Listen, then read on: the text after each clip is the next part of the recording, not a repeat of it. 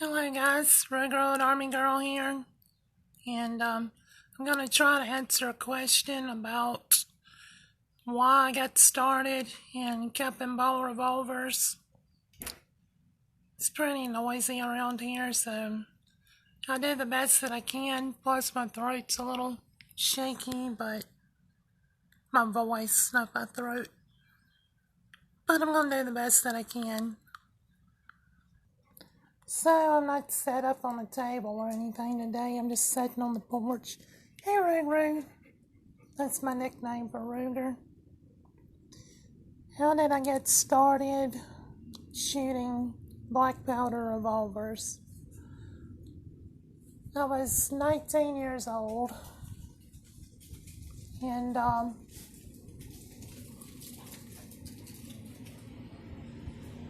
was walking down the road, and this van full of guys drove up next to me, and they were like, "Get in the van with us and take a ride." I told them, "No, I'm not doing that." They started to follow me. They were telling me to get in the effing van. So finally I stopped walking. They pulled up next to me. I was really wanting to run. I'm not going to lie about that. I'm not going to pretend like I'm Superwoman. I wanted to run. Screw come out. Anyway, I was wanting to run, but I decided if I run, they're probably just gonna run me down, so I'm gonna stand my ground with it. I reached in through the window and slapped the guy driving and told him if he's bad enough, get out and make me get in the van. Which after they all started laughing at the guy and they just kind of drove off. My neighbors are so loud. Guess I have some music in the background. Anyway, I'll just go in the house. Try to start back up, so where was I?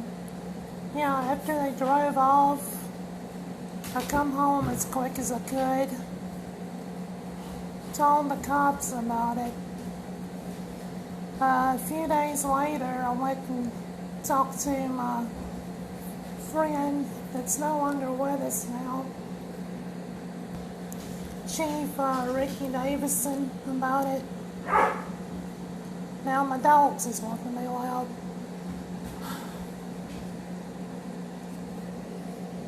Chief Ricky Davison about it.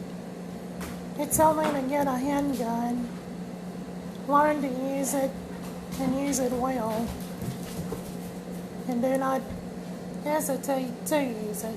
So that's what I done. But in the state of Mississippi, you have to be 21 to buy a handgun. But not this particular one, was my way around that rule. I purchased a Piata brass frame 1851 Navy and 44 caliber. We didn't have YouTube then, or I didn't even have high-speed internet. I was on dial-up. I started reading and stuff, learned different methods of shooting it, different methods of loading it, and I practiced a lot. I would hit like 100 rounds downrange 4 or 5 days a week. And like Wild Bill Hickok, I would change the load every morning. How I done it, I would just shoot the gun off and reload. I was using R.O.A.G at the time. And I done this for about a year. Then in this format, with a 7.5-inch barrel, then I trimmed it off right here. And just started loading it off from the gun. I wanted it shorter, more compact. And I used that till I was 23 years old. And that's when I got my first .357 revolver. I also got a 1858 Remington Army.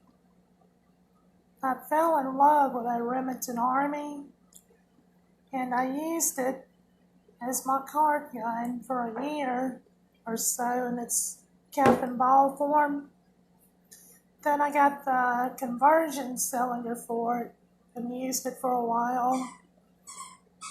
And then I traded the conversion cylinder to my friend Don, and that's how I got the Remington Old Army, and that's how they all tie in together. But that's how I got started. Savage and his chew toy. He is so annoying, but so cute. And there's Ruru. That's my nickname for Ruger. Where was I? Yeah. But that's how I got started. It wasn't for the love of the history of it. It wasn't for handgun. Well, good gosh, boys. Ruger just sat down on top of him. They're like little kids, I swear. When I start to do something, they get up under me. Wrestling. But it wasn't for the love of the history of the gun. It wasn't for handgun hiding. It wasn't for any of your typical modern reasons. I done it for self-preservation. And that's why I do not mind using a cap and ball even to this day for self-defense. I know we live in an age of super fast reloading Glocks and stuff, and I do not advocate using these for self-defense, but I do like to show that if you cannot get nothing else, they can be loaded to be reliable, and they do work. Don't be ashamed to use them for that purpose if that's all that you can get. This is the regular old Army girl out.